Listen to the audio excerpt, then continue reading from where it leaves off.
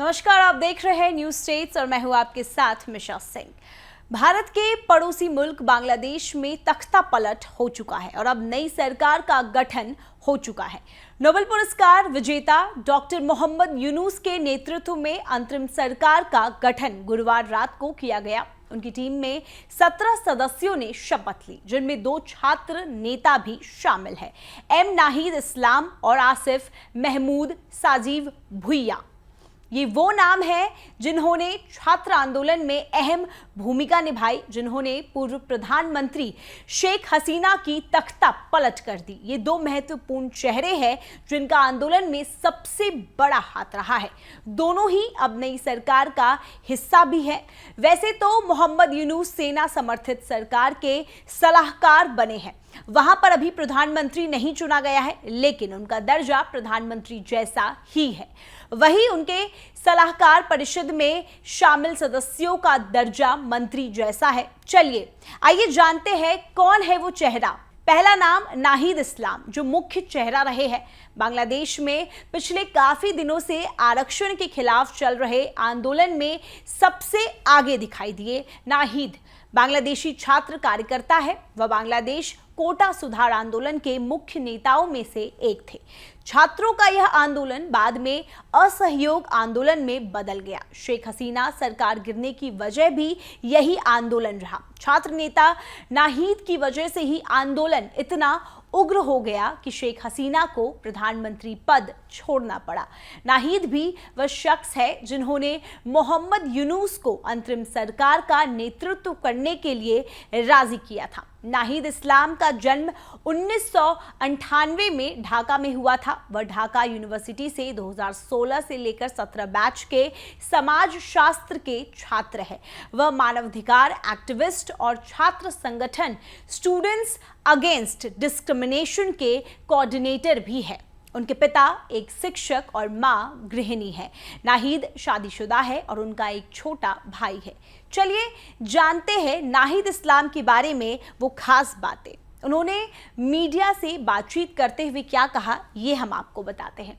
उन्होंने कहा, छात्र अपने मकसद के लिए अपनी जान देने वाले शहीदों की खून का बदला नहीं लेंगे। सुरक्षा, सामाजिक न्याय और नए राजनीतिक परिदृश्य के अपने वादे के जरिए नया लोकतांत्रिक बांग्लादेश बनाएंगे। साथ ही छात्रों से अस्थिर स्थिति में अल्पसंख्यकों और उनके पूजा स्थलों की रक्षा करने की अपील की थी। पिछले महीने पुलिस द्वारा हिरासत में लिए जाने के बाद नाहिद इस्लाम सुर्खियों में आए थे। नाहिद इस्लाम ने ही बांग्लादेश में छात्र आंदोलन का नेतृत्व किया था। प्रदर्शन के दौरान वह माथे पर बांग्लादेशी झंडा बांधे देखे गए।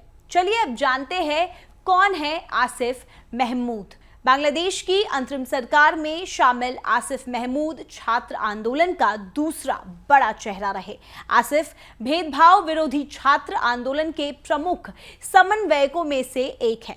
कोमिला से ताल्लुक रखने वाले आसिफ ढाका यूनिवर्सिटी में 2017-18 बैच के लैंग्वेज स्टडीज के छात्र हैं। वह जून महीने में आरक्षण के खिलाफ चल रहे देशव्यापी छात्र आंदोलन से जुड़े आसिफ महमूद सिर्फ 26 साल के हैं। चलिए अब जानते हैं आसिफ महमूद के बारे में कुछ खास बातें। आसिफ महमूद बांग्लादेश छात्र आंदोलन का दूसरा बड़ा चेहरा है। डिटेक्टिव ब्रांच ने 26 जुलाई को आसिफ को हिरासत में लिया था। सुरक्षा कारणों का हवाला देते हुए आसिफ को इलाज के दौरान अस्पताल से हिरासत में लिया गया था। छात्रों के विरोध में 1 अगस्त को हुए विरोध प्रदर्शन के बाद उनको छोड़ दिया गया। सोशल मीडिया पर एक वीडियो वायरल हुआ जिसके मुताबिक आंदोलन के दौरान आसिफ को भी पुलिस की प्रताड़ना सहनी पड़ी। एक इंजेक्शन की वजह से आसिफ मोहम्मद कई दिनों तक बेहोश रहे। आसिफ के परिवार ने 18 जुलाई को उनसे मिलने की परमिशन मांगी, लेकिन उनको मिलने नहीं दिया गया था। आसिफ ने कहा था कि वह बांग्लादेश में सेना के शासन को स्वीकार नहीं करेंगे। बात अगर आसिफ के क्वालिफिकेशन की करें तो महमूद ने नखलपारा हुसैन अली हाई स्कूल से पढ़ाई की और 2015 में एसएससी पास किया। उन्होंने 2017 में आदमजी कैंटोनमेंट कॉलेज से HSC